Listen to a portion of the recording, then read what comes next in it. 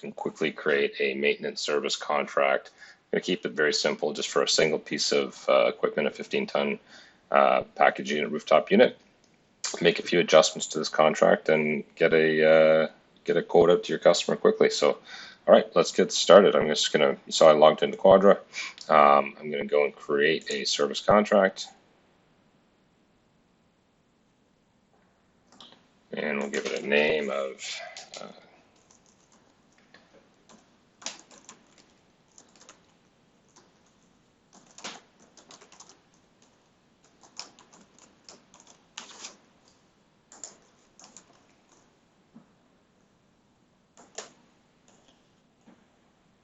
we'll put in a contract start date. We'll just keep it simple again. Pretend that it's January 1st of 2020 through to December 31st, 2020. So just sort of 1-year contract.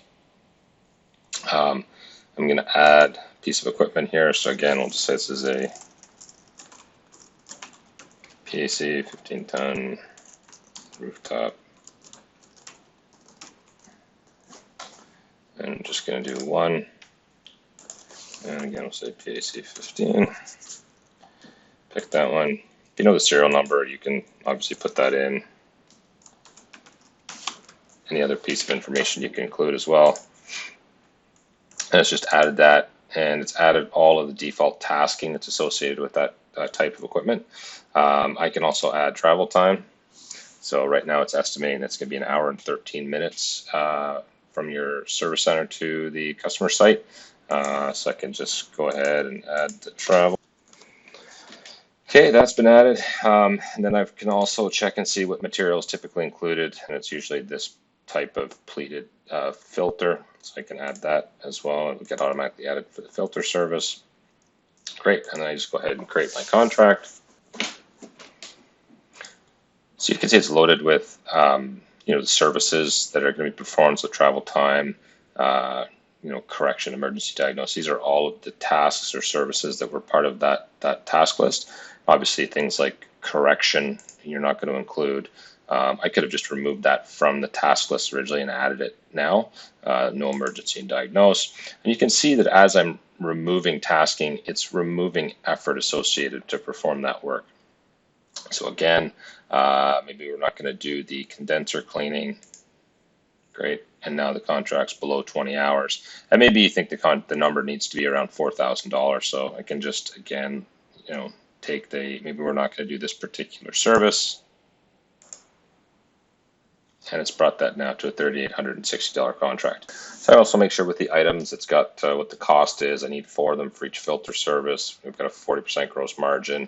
And so it's setting the price to be $30 for the filters, $92 for the trip charge. Again, you could just go in and manually update these, set it to be $100 if you wanted to. It's $100. Okay. And then I can see my nice bid summary, and I can see how much inventory, labor is going to be in there. The extended items are for the travel time. I can see what the sales commission is at 10%. That could be quickly adjusted.